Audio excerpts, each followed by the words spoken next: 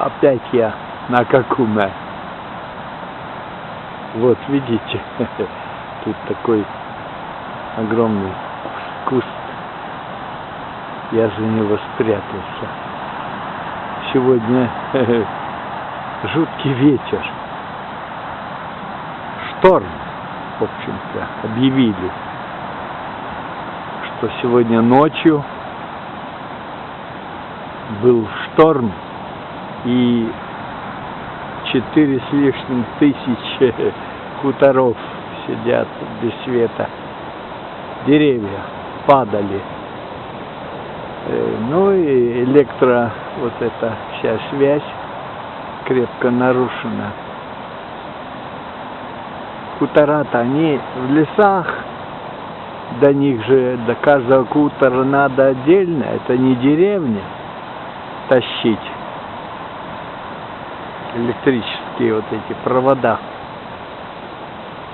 Теперь-то они уже начали всю Эстонию вместо проводов кабели ведут. Ну, представляете, кабель, это же дорого, жутко. И каждому хутору пойдет кабель, чтобы уже никаких таких помех не было. У нас тут вот эти штормы, они частое явление. А это же накладно, знаете, потом, после каждого шторма. Ну ладно, деревья там поваленные, ну перепилят, уберут, и все в порядке. А вот эти нарушения электроснабжения, ну это не только хутора. Ну да, возьмите, например, какая-нибудь там птицеферма. Ну там же на электричестве все. И вот, допустим, там бах, и свету нету. Ну а у них там, может, яйца в инкубаторе или где они там. Ну, в общем, хозяйство, конечно, от этого страдает крепко. Все, Эстония будет полностью кабелем обслуживаться. Все эти электропровода снимут. Так же, как вот здесь. Вот, это же пляж. Я опять на пляже в Какуме. Вот видите, вот эти вот грибочки. Они же все электрифицированный кабель. Нет никаких проводов. Вот вся Эстония будет такая. Ну, в общем, молодцы там, вся электроэнергия. Сейчас обсуждает вопрос, как там атомную станцию строить, не строить. Есть один такой деятель, но тоже занимается этими всякими электроделами. Он разработал атомную электростанцию под землю схоронить. Даже место знает, где. Это очень такая крупная скала. И вот наклонные, значит, туда вниз шахту делать. А под самой скалой уже там, не знаю на какой глубине, начинать делать вот этот, ну не знаю, зал, не зал, чтобы разместить атомную электростанцию там внизу. И тонкий выход, ну так, в смысле, трубы там или что там необходимо. Если неприятность какая произойдет на станции, все там. Ничего не взлетит и никакой радиации. Все под землей остается. Ну, это очень-очень дорого. Но уже такие проекты тут обсуждают. А по всей Эстонии, вот сколь тут такие ветры. Ну, ветряки вот эти, электрогенераторы. Их уже довольно много. Не доезжая до Нарвы, там едешь на машине, так там их, ой, знаете, машут своими крыльями. Справа, слева, конца края не видно. А в Нарве электростанция, ну, в советское время там было 2. Эстонская ГЭС и Балтийская ГЭС. ГРЭС, да. Нет, это не гидро. Гидро там есть, но это маленькая, она так. В основном обслуживает ленинградское метро. Но в советское время, во всяком случае, так говорили. А на Зойнике, это огромная территория, куда вода выносила золу из электростанции. Там наверху подавали вот этот сланец, раздробленный в порошок. И он сверху, с большой высоты, падал вниз. А внизу-то пламя огромное. И вот это все пламя, оно как бы падает и горит. И падает эта зола, там вместо пола внизу. Вот водоем, не водоем, а прямо такая канал водяной. И эту всю золу, эта вода выносила далеко в сторону, к водохранилищу. И там образовалось огромное-огромное поле. Гладкое, ровное. Там, кстати, Козинцев, снимая фильм «Король Лир», вот эту бурю устроил. Вот там был этот шалаш, и там, значит, с этим шутом Далем Ярвет страдали, изгнанные отовсюду. А он там, видите, темный. Ай-яй-яй, меня еще и замочить может. Мой Мичка, он там ждет меня в одиночестве. Я только что там занимался. Думаю, сегодня вечер, пойду сниму. Вот волны. А что творится? Там, говорят, 6-7 метров волна. А здесь у пляжа, тут довольно пологий, длинный такой пляж, туда берег медленно опускается, поэтому барашки, а волны-то большие не могут быть. Для этого нужна глубина. И вот там, где вон корабли стоят, ух, как волны, а корабль, а борт, он стоит на якоре. Вот он мордой повернулся навстречу ветру, но якорь кинули, и теперь как флюгер показывает направление ветра. На рейде корабли стоят. Там же вот за этим мыском, там же уже Таллинский залив начинается. Вот там и Таллин, там Коплевский залив, это все на рейде корабли стоят. А мне такое впечатление, что этот корабль-то он стоял, а теперь вроде движется.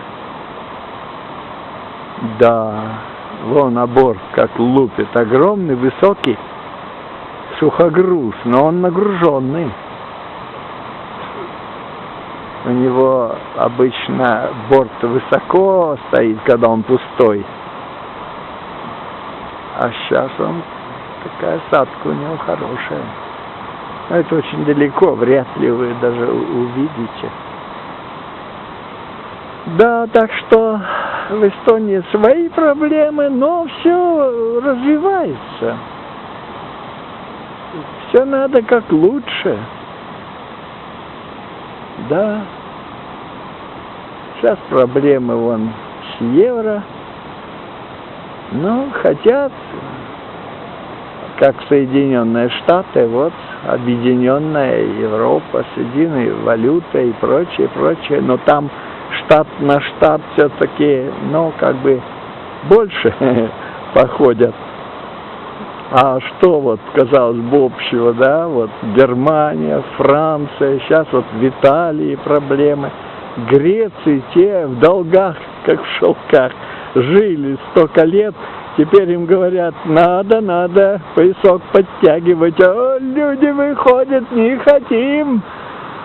Ой, трудно все это. А эстонцы давно сравняли. Кредит, дебет. Ну вот эти фанаты. Сейчас вы тоже не видите, но он туда пошел с крылом. Сейчас на доску заберется. Такой ветреный день, как правило, сюда едут на этих джипах. Во, парус поднял. Может быть, и видите, вот прямо по курсу. Упал! И волны такие, что опять шлепнулся. Ну что, молодец! Вот мне нравятся такие люди, парни. Тут и девчонки тоже такие же. Опять поднял парус. Вот молодец! Вот это, знаете, это и есть истинная жизнь. Не где-то на кушетке валяться перед экраном, а вот так. Да. Это характер. Он наверняка состоится. А может, бизнесом занимается. Ну, это все оборудование на нем, которое это денег хороших стоит. Значит, есть деньги, значит, приехал тренироваться. Здорово. Да. Им не до наркотиков, им не до выпивки, им подавай. Да.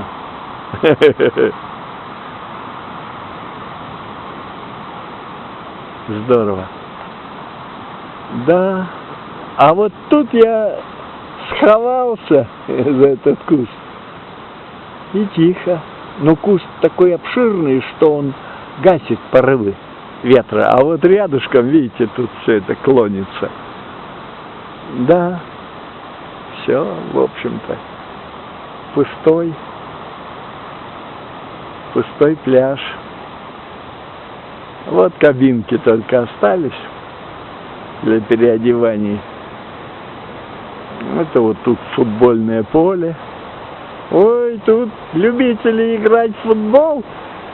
Мяч летит порой, там где-то валяется семьями. Прямо мяч, бах, между ними. Никто не обижается. Знаете, вот что-то спортивное в людях есть. Ну, конечно же, куда, мол, им деваться? Вот они тут и играют, и очень здорово играют. Я наблюдал. По-моему, даже профи сюда приходят играть. Загорает и тренируется. Вон, вон он, лесок. А вот за тем леском там Митька стоит. Все-таки там поспокойнее немножко. Не очень холодно, но ветер, конечно, серьезный. Ну, это Эстония. Тут, ну, северная страна с северными повадками. Да.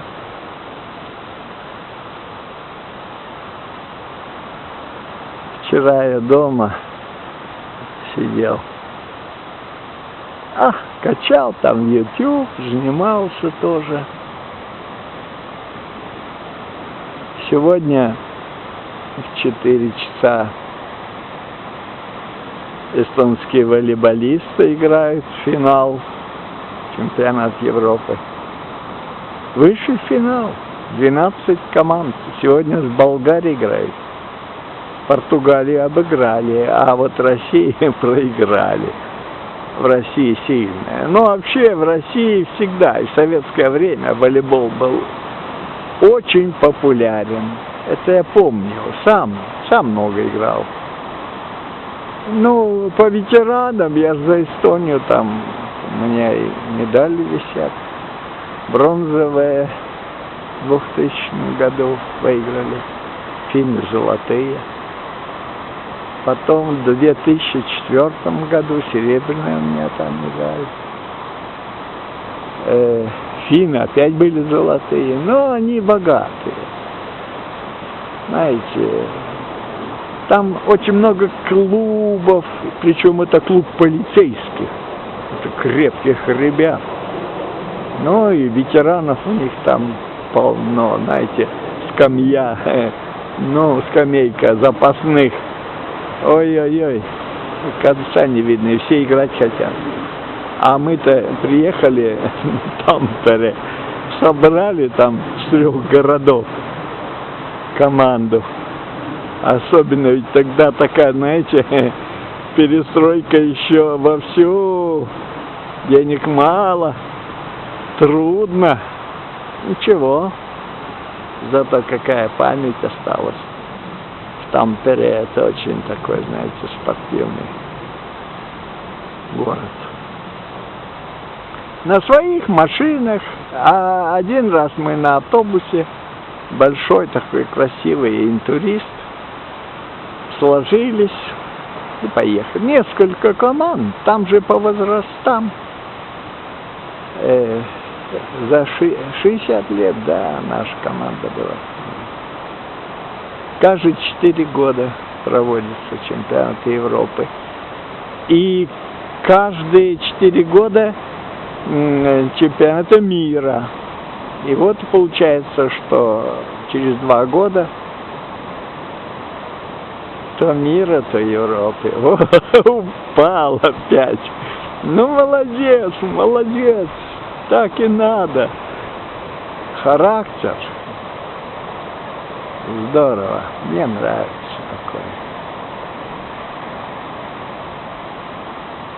Вон там кто-то машет. Девчонка. Приехали, наверное. Это жена, наверное, его. Молодец. Хорошо. Да, в общем-то, капитализм, он закаляет человека. Сам о себе не беспокоишься, ну, так, будешь на этих дотациях жить. Вот приезжают многие в ту же Норвегию.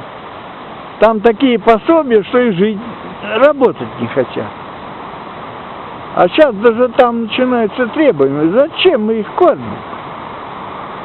Ну, язык должны выучить, понятно, да, но и работать надо. А что такая работа? Работа – это налог. Ты платишь налог государству. А если ты только висишь на этих дотациях, что ты тут нужен кому? Все правильно. Ну ладно, пойду к Митьке.